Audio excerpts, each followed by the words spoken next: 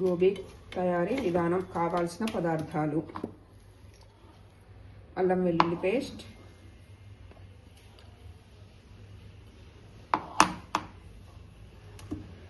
తగినంత ఉప్పు, రుచికి సరిపడా కారం,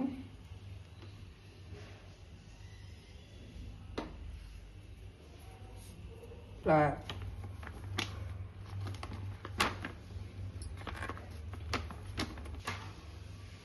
ఇవన్నీ వేసి బాగా కలుపుకోవాలని.